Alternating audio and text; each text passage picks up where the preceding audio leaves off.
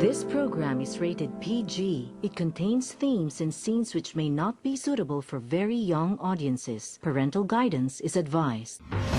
Be advised that the views and opinions of the hosts and guests do not reflect those of the station.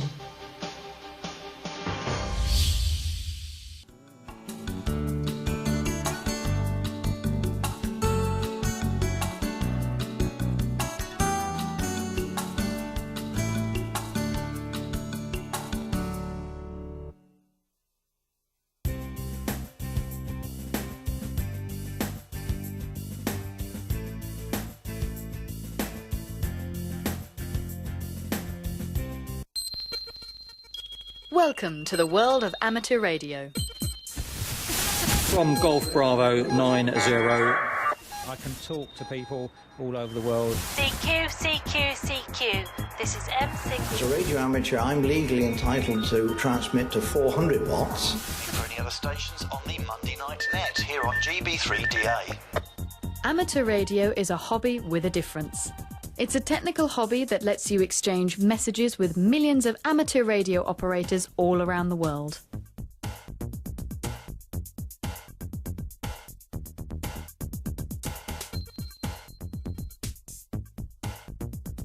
There are so many aspects to the hobby.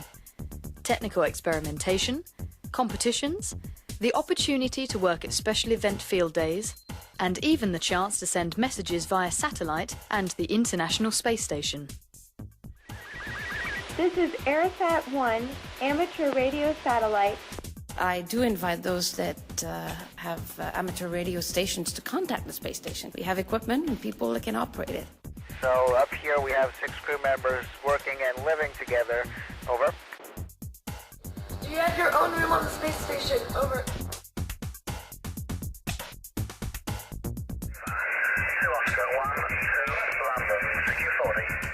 We've actually been blown away by the amount of people that are queuing up to make contact with us.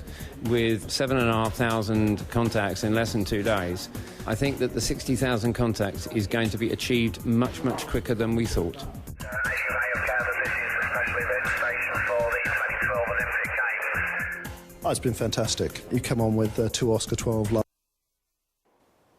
Good evening, ladies and gentlemen. Welcome to Philippines Uncut. I'm your host, Buddy Conana. Now, in this show, we talk about everything under the sun. And tonight, we're talking about amateur radio, which is a very interesting and educational hobby that not only allows you to talk and make friends with people from all around the world, it also makes you service or gives you an opportunity to serve society, especially during times of national disaster and emergencies.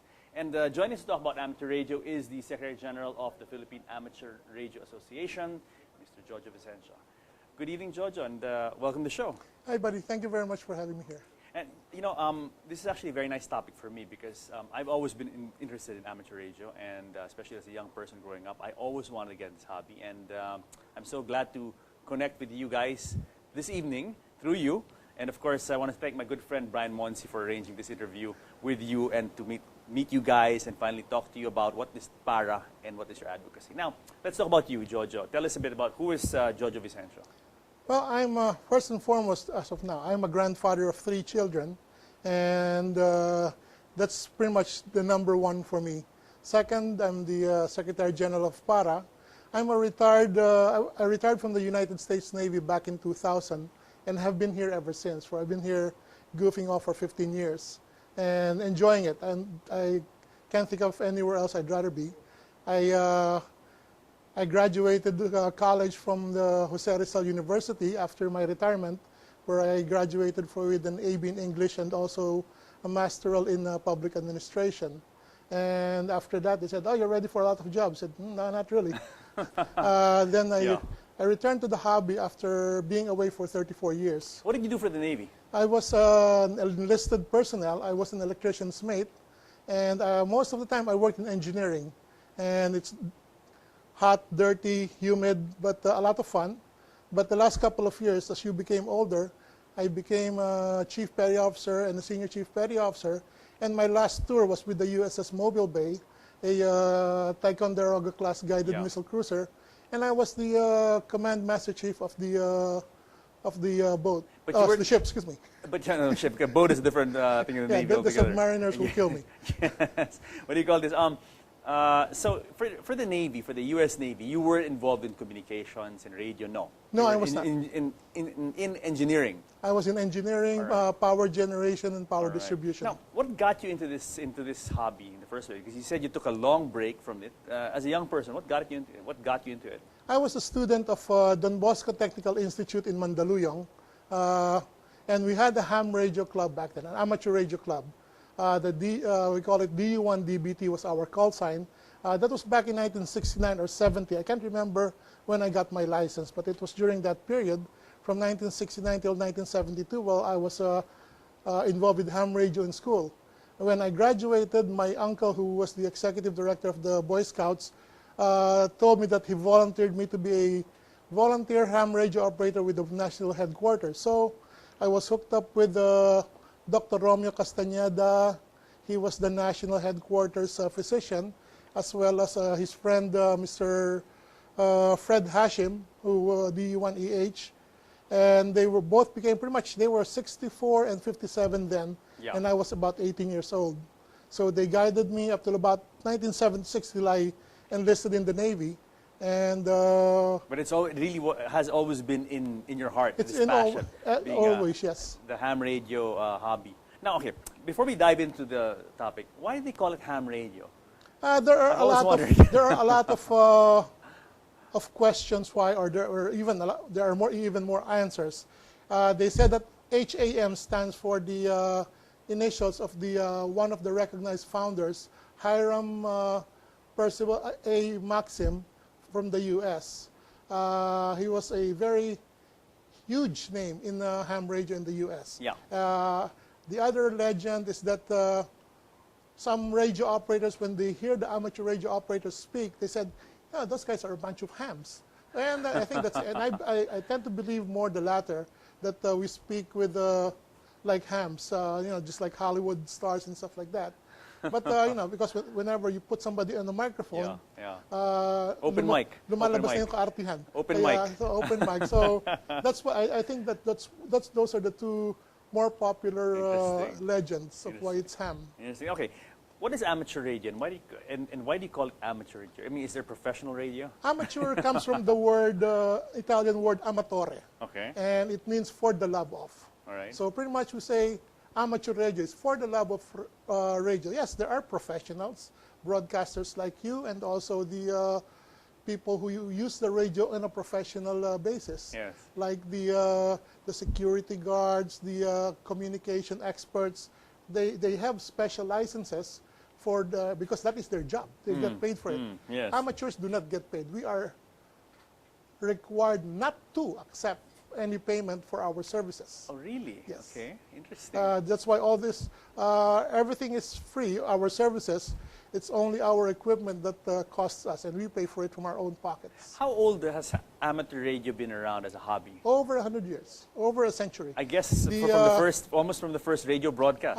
Marconi is one of the proponents. Okay, Guillermo Marconi. Yeah. And one of the highlights also is the SOS from the Titanic, sending it, which was received somewhere in England at the time. And those were the high water marks of ham radio. Then the development and all, Tesla and all those people. Then you have the vacuum tube technology, then followed by the improvements in technology, and then up to what we have now. Back then, where the components are few and the equipment are as big as this table, something as big as this table now could be reduced to a certain size. As is what happens with technology. It's really miniaturization as parts, components get smaller, they become more efficient, then they really reduce in size. Whether it's an engine or a battery, or in this case a radio. Okay, another term I want to clear up. What is shortwave? That's another thing we keep hearing, shortwave. Shortwave is the term used for, it's HF actually, HF frequencies. High frequencies are covered between the frequencies of 3 megahertz up through 30 megahertz. Okay. That's the part of what you call HF radio. Okay, we'll get to VHF and HF in a while. Let's talk about amateur radio in the world. How many practitioners are there? Are there a lot of people into amateur radio's hobby? There are millions. The number in Japan, I believe, has exceeded over 1 million hams. Next is the United States, with the numbers coming at around 760,000. You mean to tell me there are more amateur radio operators in Japan than the U.S.? Yes. That's surprising. I always thought it would be the U.S. If you hear them on the radio, you know there are a lot of... Why is that? How come the Japanese are so into this? They're so technical savvy, and they have a place called Akihabara. And that is the place, that is just... the electronics mecca in Tokyo, of in course. The world. Of course, in the world, yes. In the world. And it is, interesting. I've been there, and it's just that it could make a grown man cry. If you don't, it's either your credit card or your wife will be the first one to go. Are all the best stuff radio-wise from Japan? I mean, you know. There are a lot of goods, a lot of the, what you call this, the main companies that manufacture the good radios are from Japan. You have the Yaesu, Kenwood, Icon, God help me not forget. How about America? America? What brands are out there? Are there still any out there? I was able to, a couple of us, 3 of us I know here in the Philippines have what we call the software-defined radios. Pretty much the highest tech you could get about 2-3 years ago. And it is made by an American company. Yeah. And for the life of me, I could not recall what the name of it is now. You know, it's interesting because I told you this is something I really wanted to get into. In fact, even as a young person, I'm talking about a very young person here. I remember poring over the Sears catalog. And the Sears catalog, I mean, this is an indication of how old I am. Yeah. The Sears catalog had a section on electronics and ham radios. So actually, I mean, you know, that's why it comes as a surprise to me now that Japan actually has more practitioners, because, I mean, it did start in... You probably saw their radios there. Yes, yes. But this hobby really started in America, right? Actually, it started... Did it? Yes, the Americans were the biggest proponents, Yeah. but again, as we've mentioned earlier, the Italians were the first to make the first broadcast with Marconi. With Marconi, yeah. The Americans were a big cause in making the hobby explode. Maybe in organizing it and making a formal hobby and maybe forming the associations. I think the Americans were probably first, no? That's true. But now it's the Japanese who are leading. The Japanese are in the way numbers. ahead. Okay, let's talk about Philippines. Tell us a bit about Para. And okay, let's start. Are there a lot of ham radio operators here in the Philippines? I believe our numbers, the Para numbers, I saw it about 2-3 months ago. The members of Para are at about 1,400 something. Okay. Which I'm sure is lagging with the official number. But the licensed, NTC licensed amateur radio operators could easily number in the 3,000, around 3,000. When did it start here in the Philippines, and how did it start? Ham radio was brought here during the occupation of the Americans. There you go, Americans. And yeah. they brought it here, and even UP. UP had one of the first stations here, which was which were started by the Americans. Just last week, DX80 UP, they're celebrating their 80th year as a ham radio club. It's been inactive since 1972 during the martial law days when they were told to stop. I'm sure. I mean, there was a lot of control back then, no? Yeah. So again, they're starting to bring it back up because it has their reputation really precedes them. So they want to bring it back to its glory days, and a couple of hams are working to get the club back up on its feet. Okay, how about your organization, Para, or Philippine Amateur Radio Association? When did it start, and what is your advocacy? The Philippine Amateur Radio Association officially started in 1932. Wow. Again, the Americans were still the big proponents of this station. It went through some... I mean, who founded it in the 30s? Was it the Americans who the founded Americans, it? The Americans did. The Americans did. They were the ones... we actually had we were a commonwealth of... Americans owned us at the time. So yes, the call signs they issued were American call signs. So they became Philippine Amateur Radio Association. It went through some gyrations, some dynamics, and until we have it now, we have a lot of the old folks are gone. A number are back in the U.S. We have a 100-year-old ham radio operator. Really? Yeah, Mr. They call him Fred Bataan. It's so he's still online. He's still on the air. He's still he does Skype more now than on the air. His daughter is the one taking back the cudgels in California, and they're very active when they were here. And you mentioned Fred's name, and I still have Mr. Greg Elia, who's 87 years old, and he knew the foremost station here in the Philippines, even when it was still in Binondo.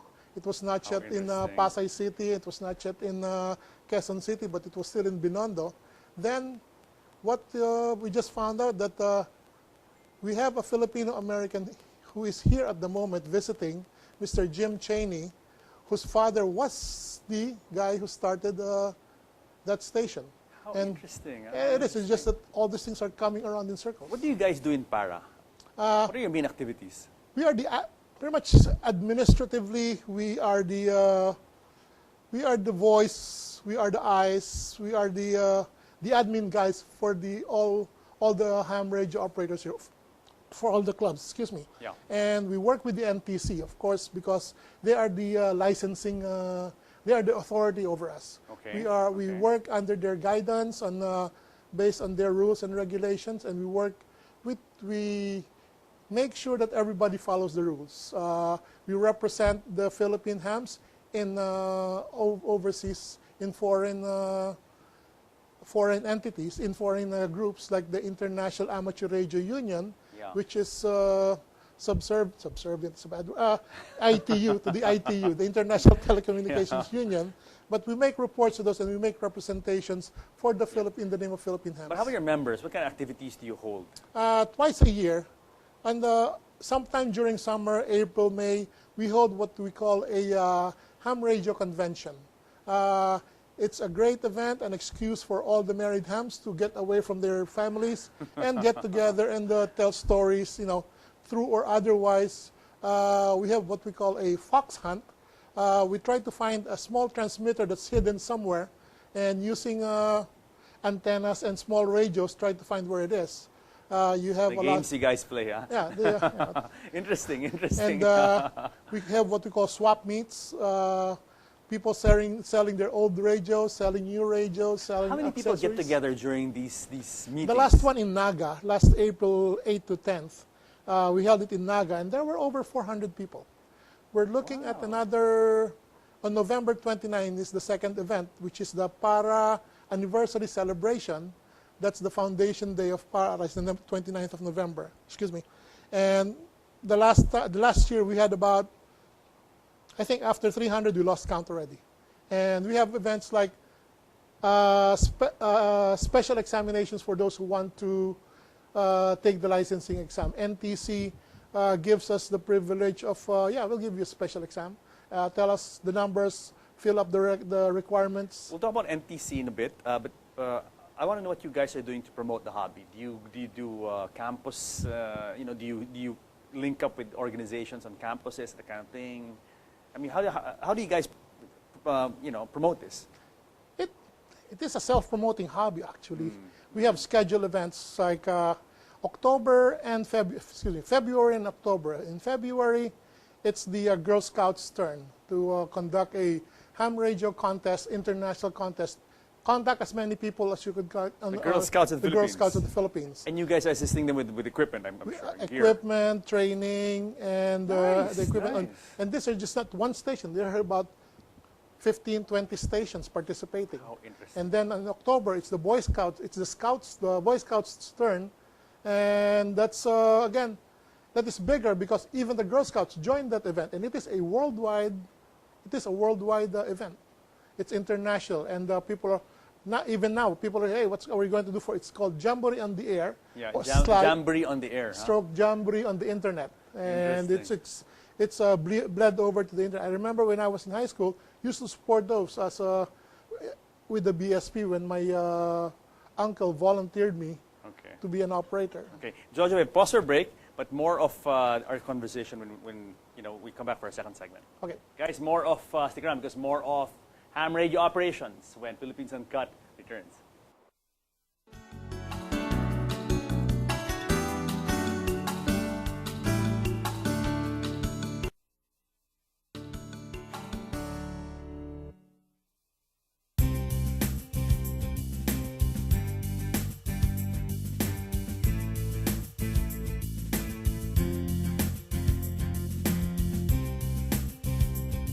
QRZ Golf 100 RSGB.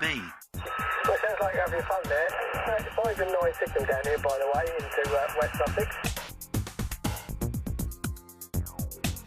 Hi, I'm Jason Bradbury from The Gadget Show. I use my radio amateur knowledge all the time, you know. Building all that stuff over the years as a radio amateur is what really got me the job here. It's so fun, isn't it, when you can, like, tune into, some Morse code coming out of, like, Russia or somewhere. It's just the coolest thing ever. Today, demonstrating some radio products, some amateur radio systems on one of the open days here at the LV18 in Harwich. The light vessels are inextricably linked with the history of broadcasting because Marconi's first gig was with Trinity House for wireless telegraphy sets over 100 years ago now, I suppose.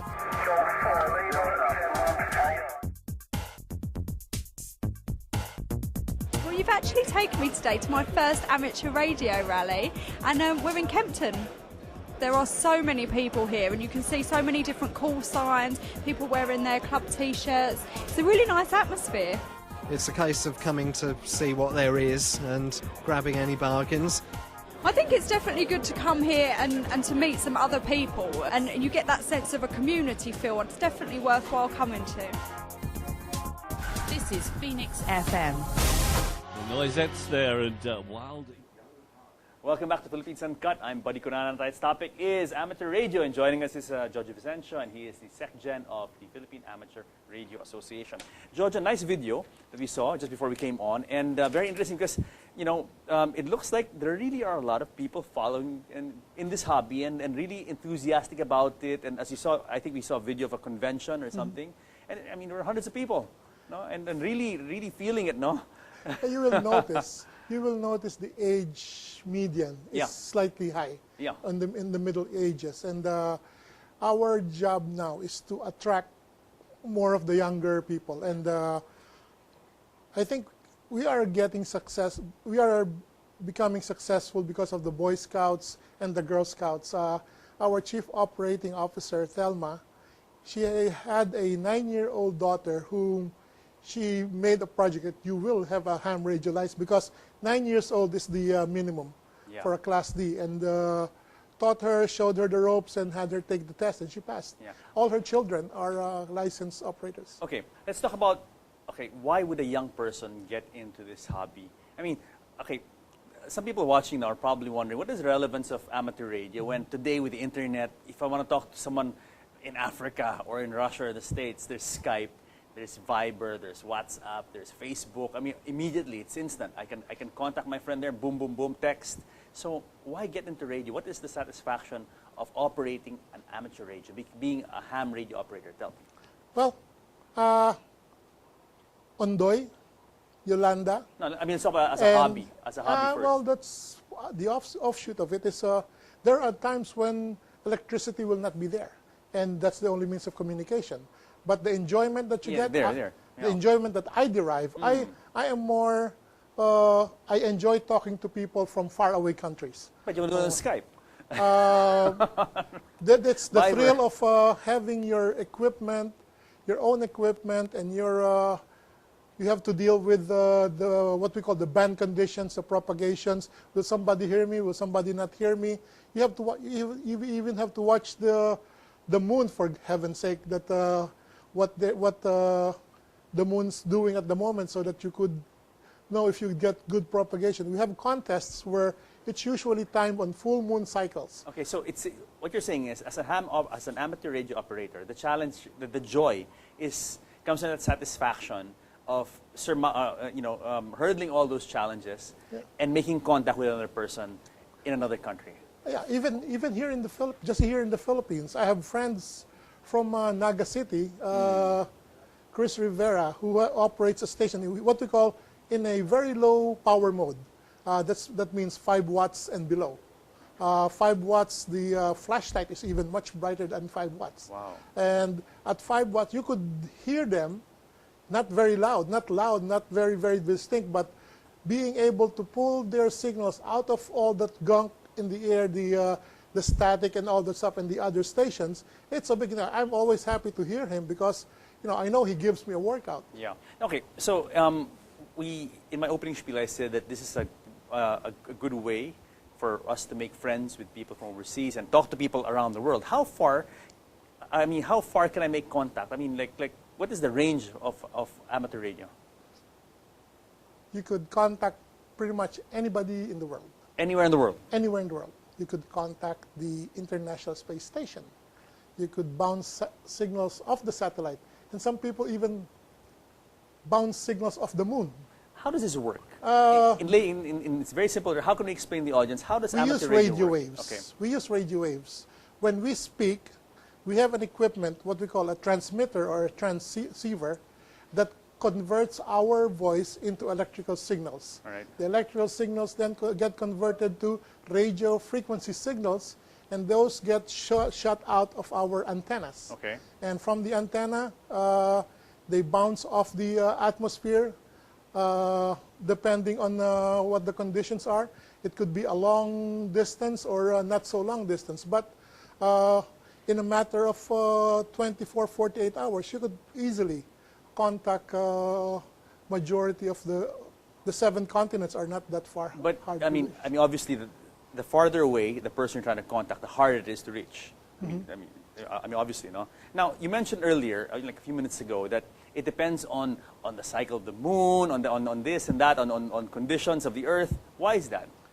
It's because the radio waves get affected by the atmosphere. They get affected by the sunspots, and Okay. those are the things which are, because these are electrical, they get those outside forces affected.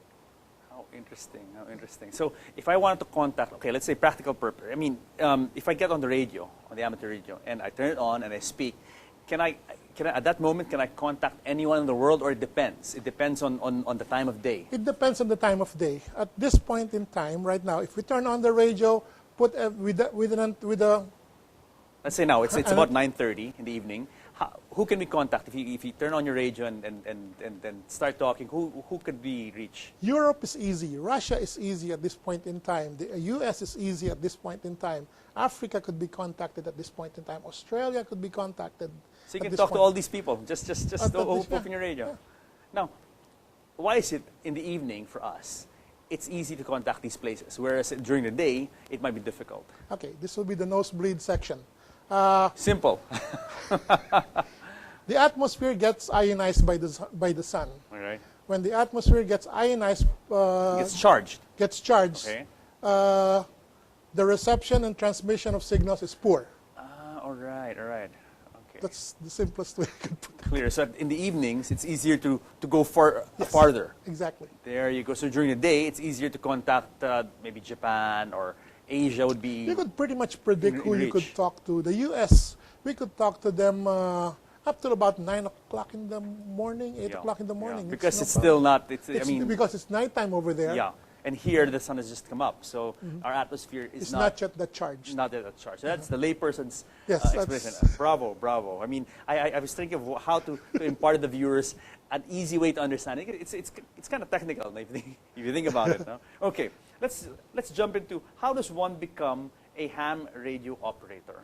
Is it easy? Can you just buy a rig and then put it together, set it up, and presto, I'm a ham radio operator? No, NTC will run after you if you do that.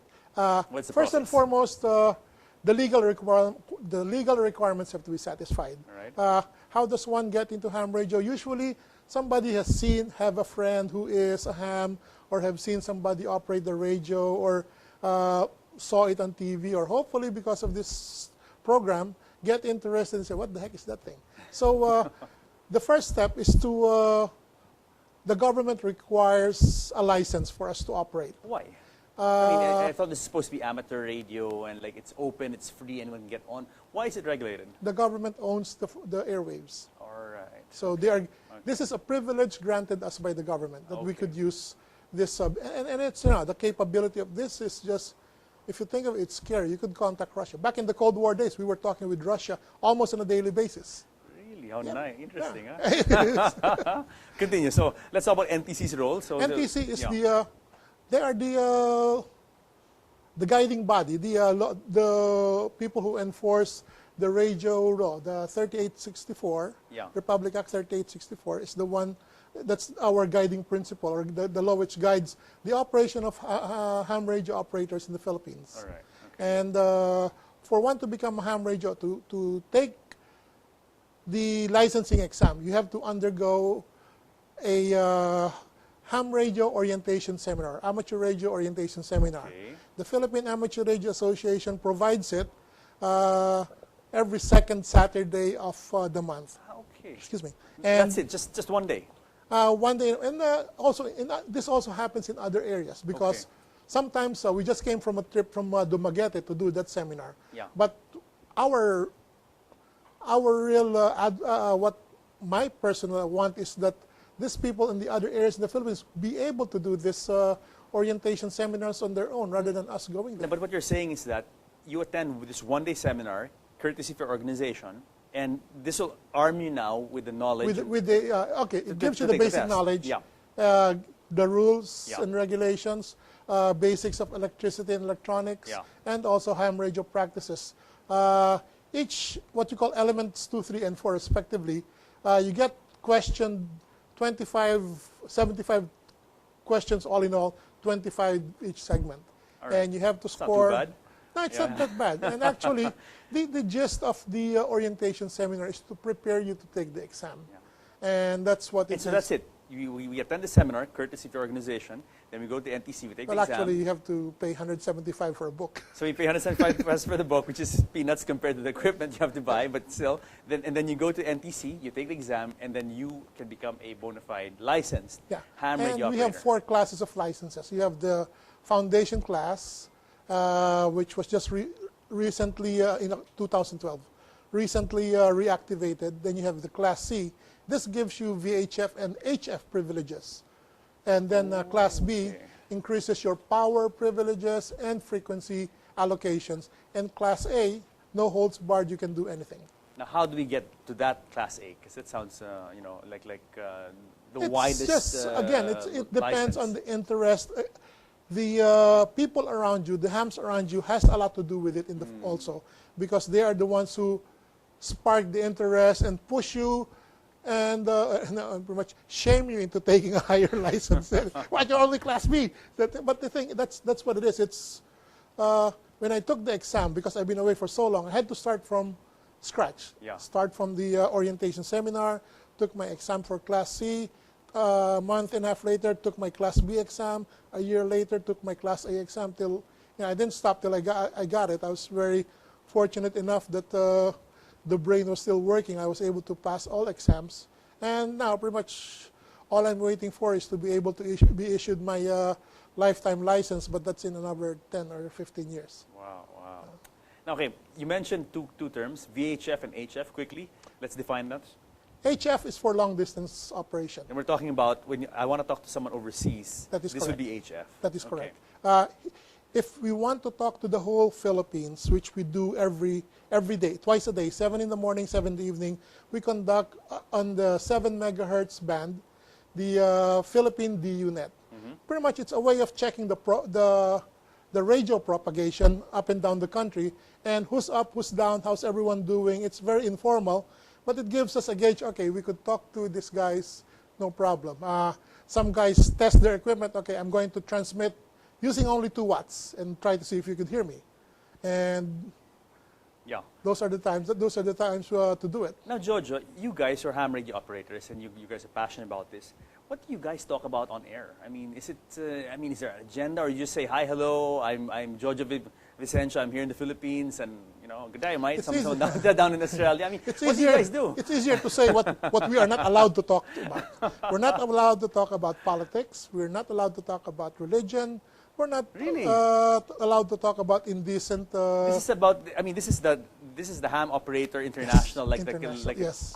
Yes. You know, behavior. Yes, but guidelines. of course, not everybody follows it. Okay. We still have the discussions, and that's what they're trying to avoid. Is that, you know, you and I might be civil, but when it comes to religion or politics, we take different paths and say, you know, I'm more passionate about this guy, and you are more passionate this guy. And you know, at least they're not seeing eye to eye, so they could. The problem, if you remove religion, politics, things like that, then it kind of gets boring, no?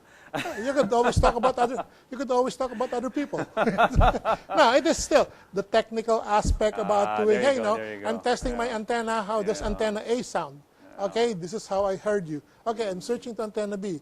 Okay, this is how I hear you now. I said, okay, and that's very good. And the type of radios, how you sound, the weather, and all these things. And sometimes we do simulated drills with what we call here in the Region 3 of the International Amateur Radio Union.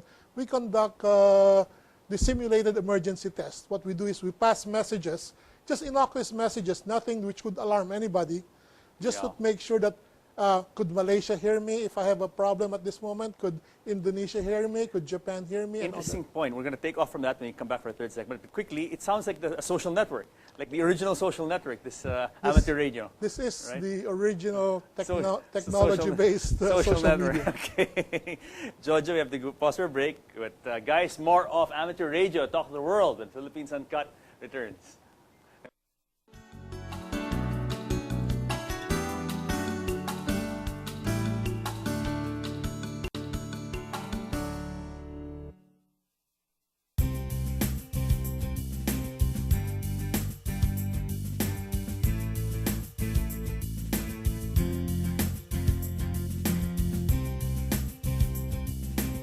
Can still operate amateur radio and use it for disaster efforts because it doesn't need the mobile phone infrastructure and landlines. Above all, amateur radio is about making friends, around the corner and around the world. So, how do you get started? The best way is with the help of a local club. Many clubs offer an entry-level foundation training course. These are typically offered either over a weekend or on weekday evenings. Before you can get your license, you'll have to complete a few short practical exercises. Hi, I'm Kelly from the Frequency Cast Technology Radio Show. Well, I've had to connect various bits of equipment together. We actually started off with the power supply, then onto the radio itself, from there to the filter, then the SWR meter, which goes to the ATU and then out to the antenna. I've been learning about the different types of antenna and how to set them up. A Morse code appreciation. You are no longer required to learn Morse code, but this practical gives you a taste of how to send and receive a couple of words. I've been doing Morse code. I've been sending and receiving. Welcome back to Philippines Uncut. I'm Buddy Conan, and tonight's topic is amateur radio. Talk to the world, and joining us is Jojo Vicencio, and he's the SecGen of the Philippine Amateur Radio Association. So Jojo, nice video again before you came on. We saw the equipment, and now, you know, we've talked about radio, amateur radio for two segments, and now we're going to talk about the equipment and how does one really get into this hobby. And we have before us this small box, small sturdy box, and the reason I'm saying it's small because growing up, and I wanted to get into this, I remember the pictures I saw of amateur radio, of ham radios, and they were huge. I mean, like maybe half a cabinet or something like that, no? And now you brought the studio this strong case here, and it's small by comparison. So why don't you walk us through this? Just to reiterate, in 1972, I visited the club station of UST. Yeah. And they have this, back then, the state-of-the-art, what they call the Hurricane 2000 by Hallicrafters. And this thing was, it was as big as a table, and it was heavy. And this thing was, the first radio I could see that could put out 2,000 watts. And it was just like, the term beast was what came to mind. But now, what we have, everything fits in this case, pretty much this case. So it's a very sturdy case, no? So let's turn around. turn it around. Okay, And all right. inside here, you have the foam and stuff like that. Yeah. What I have here, I can bring it down here. All right. This is a HF, VHF, and UHF radio. Everything is in here. And and this one here, this is a handheld radio for the VHF and UHF frequencies for short-term, for short distance communications. Okay, so with this, how far can this reach? I could reach the whole world with this thing. You can talk to the world with this little thing? Yes, I could. Interesting, huh? Maybe you can tell us about the front. What are we looking at here? The decent antennas here, what we have, this one here is, this is the dial which we use to change the frequencies. All right. Just like a regular radio, you spin the dial, the frequencies change. You have the volume control here. You have the setting here for changing some settings. You have this is what we call a clarifier. Sometimes some of the old radios, they drift, and when they talk to you, they sound weird. So you turn this on and you find the correct tone of voice, and without moving the transmitter. This is actually called a transceiver, short for transmitter receiver. Yeah. An accessory is this area right here, okay. and it is called an automatic tuning unit. All right. So this actually comes. It's separate. Yeah, I could remove this, so but it could operate even without this thing. That is correct. Just this one, so even smaller. And even smaller, yes. You could actually operate this with batteries. Yeah. And take it with you wherever. This could generate 100 watts of output power already, and that's enough. Nice. A good antenna, a good location, the right time, you could talk to anybody in the world already. So just the headset, microphone, Morse code key or whatever, and you're good. Battery, and you're on the air. Amazing technology, no? And as I mentioned, the old ham radios, as you see, were maybe easily 10 times. I have the size, one. I have a Kenwood TS520, one of the best radios ever made. That's not a plug for Kenwood, but it is a fact. Anyway, this is a Japanese brand. This is a Yaesu. It's a Japanese brand also. Yeah. And the Kenwood is model 1973, which actually I bought from the States. When the guy selling it realized I was retired from the Navy, he cut $100 off the price, and I got it for $150. Okay, let's talk about costs, because like as I mentioned, as a young person, I wanted to get to ham radio, as a hobby, but it was just too damn expensive. And as a child or a young person, you don't have much money. But how much would it take to get into this hobby? If you want to go the VHF route first, these radios are cheaper, are more affordable than these radios here. This radio here, I bought it in the U.S. for $135, and it was on sale. Yeah, but this is like you could just talk to someone maybe a couple of kilometers away. Actually, no. People could actually talk what you call the repeaters. You could extend the range of this up to about Baguio and other places. With that small thing. Yeah. Right. But of course, the great... and this was about $135. But the allure of most people getting this is, you want to talk to someone overseas. That's it's all about. There are still a lot. There are still a lot of excellent second-hand radios that are in excellent condition. All right. And it's just, again, it's caveat emptor, the buyer beware. And if somebody who's selling his radio, and you could pretty much drive your price down or something. Let's say, on average, how much would it cost to get into this? Let's say all the equipment, the antenna, the mics, the headset, the radio, etc., etc. And it doesn't look like a lot of equipment based on what we see here. If you would go with this one, with HF, at 5,000-6,000, you're good to go. How about this one? I bought this for $50,000 okay. On its own, but it was brand new from the U.S. The same radio now, you could get it not brand new but refurbished. It would set you back about $30,000 and 28,000. So we're looking about 30 to 60 plus all the doodads. At 30,000, you could be safe. You could buy some from here already. That's not bad. If you think about people getting to hobbies, like drones, for instance. How much is a drone? Like a good drone is like easily 100,000, 200,000 pesos. No? And I know people getting into it. Huh? So at 30,000 is not Not bad at all. And the wife could sleep peacefully because you're at home talking on the radio. No, but it's mobile. No, you can take this. You can take this anywhere. Let me go to the mountain. Yeah, but it is. You are right.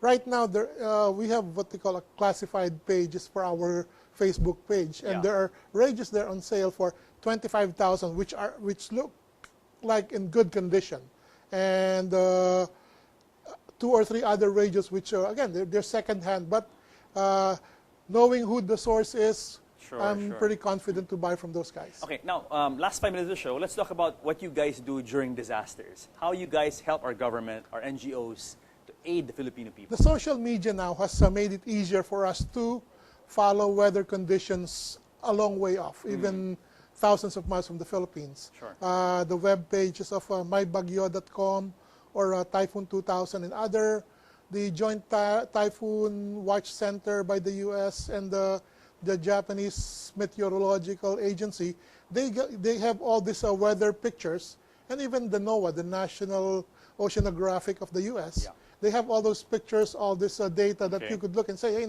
you know when it is coming. And that is what helped us in Yolanda. That was, we were following Yolanda days before it came. And how did you guys prepare for that? And how did you help during Yolanda itself and after? We were just watching it. We have what we call HERO. The ham radio operators in the Philippines have what we call ham emergency radio operations, which we, given the different degrees of the proximity and the strength of the typhoon, we adjust our posture of readiness. But how do you help the government? How do you help communities in this sense? What role do you play? Our initial contacts are with the ham radio groups who we feed them the information also of, hey, here is an impending, and aside from the Pag-asa reports and stuff like that, we talk to them and say, what are the preparations you should have your batteries, you should take shelter, you should be prepared. Let's say after the fact. Let's say during the post-disaster situation. As soon as, could I take Yolanda as Please. November 6, we were already prepared for Yolanda. It hit in November 9. We were already maintaining our guard and keeping in contact and getting observations from the people from Tacloban, Samar, and all those places. And by the time it was going to hit, we instructed them take shelter, and an hour after the typhoon passed, the people from Tacloban, the station of the Radnet 5 amateur radio group in Tacloban, as well as the Access 5, Radnet came up and was able to talk to a station in Naga City of, we call him Manoy Lito, DU4 Delta Fox, and the first messages that were passed to them and later on passed to Manila was, we need you to send more body bags. And it was a pretty grim message that we received. We received it. I was in a radio station in Antipolo at the time because during the preparations, I was having a hard time listening from my house. I guess the thing that this provides is that it provides a communication system when everything else fails. And, like when cell sites go down, there's no internet, there's no cell phones, which we're all dependent on now. This thing will always be up and running. No? The first message from Rojas City, from our friend Ivor and Arnel, who were with the Rojas City's the government, and they stuck their head out of their offices and said, Rojas City is gone. And they saw the place that was flattened. Same with Tacloban, and they said that this cell sites were just flattened. And there was nothing else, no way else to communicate, and even the sat phones did not communicate. Really, this is how you guys stay in touch. This is like the doomsday communication device. When the last microchip goes down, this thing will still be on. We hate being called, but that is true. And we have a good when all else fails, there's ham radio. Yeah. George, unfortunately, we come to the end of the show. It goes by very fast. Now, did. Before we go, would you like to say something to the viewers? Maybe inform them about where to find you guys, give your details, things like that. Yes. Thank you very much for the opportunity to to talk about ham radio, something that we love very much. To be a ham radio or amateur radio operator, contact our office, para the Philippine Amateur Radio Association. Our email address is para1932@gmail.com, and our telephone number is 992-9125. We are located on the 4th floor of the National Telecommunications Commission, and we conduct ham radio orientation seminars every second Saturday of the month. Wow, also in the NTC building. So you guys really work. That's how close you guys are. They were kind enough to offer us Bravo. a room, and Bravo. we are very, very grateful. Great. Jojo, thank you so much for coming Thank on you the very show, much. Thank you and very much. more power to you guys. And I'll be the one of the newest guys to take this test, and I want to get into it. I'll give you the orientation one-on-one if you want. Thank you, sir. Thank you. So, guys, I hope you enjoyed the show today on Amateur Radio, Talk of the World, with Jojo Vicencio of the Philippine Amateur Radio Association. Join us again next week in Philippines Uncut, where we talk about what matters to you guys, because you guys matter the most. I will see you next week.